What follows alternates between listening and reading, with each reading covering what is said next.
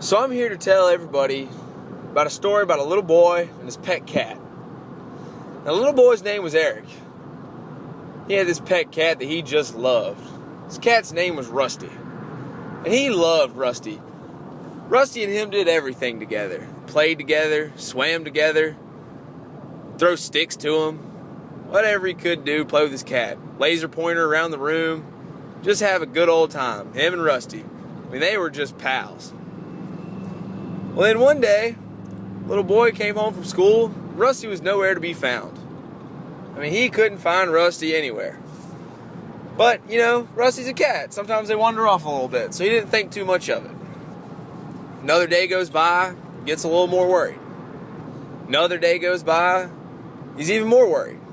So at this point, he decides something has to be done. He's got to do something to try to find his cat. So he hangs up signs everywhere. Lost cat, Rusty. Little picture of him, his little fur ball hair. He's just distraught trying to find his cat.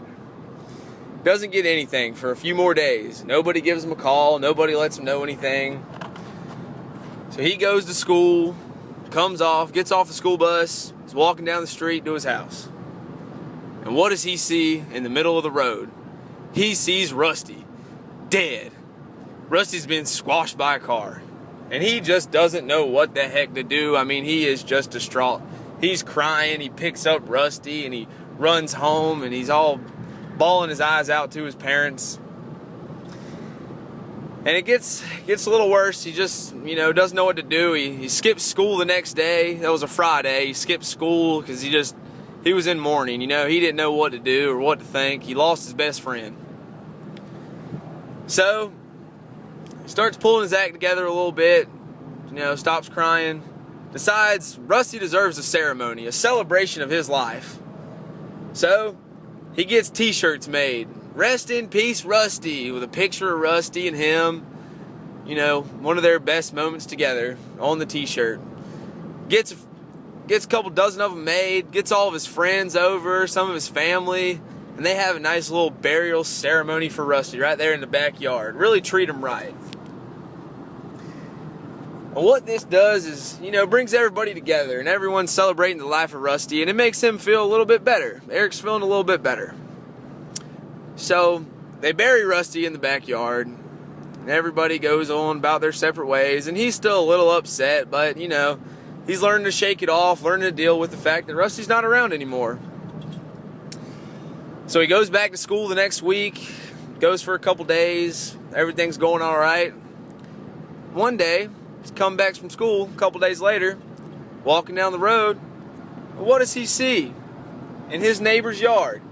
He sees Rusty. Rusty's alive. Now, Eric had buried the wrong daggum cat. Wasn't even his cat. Been mourning the death of his cat, and it wasn't even his. So he's all excited, it's like seeing your friend back from the dead. So he can't believe his eyes, and he tries to go get him and pet him, and Rusty just runs away. Can't get Rusty to hang out with him for anything. Well, lo and behold, his daggum neighbors had been feeding Rusty real good food, caviar, whatever else you can think of that you can feed a cat and make them like you. Warm milk, everything. They just been treating him all kinds of right. And Rusty said, you know what? I ain't dealing with you no more. Damn, jumped ship on him and went and lived with his neighbor's house. And I think this hurt dear old Eric more than losing Rusty the first time, honestly, knowing that Rusty didn't want to be a part of his life anymore. And it was his own decision. So now, he turned from sad to just anger. He's just bitter now. And to this very day, every time he passes his neighbor's house, he gives Rusty the finger and a good old, screw you, Rusty, screw you.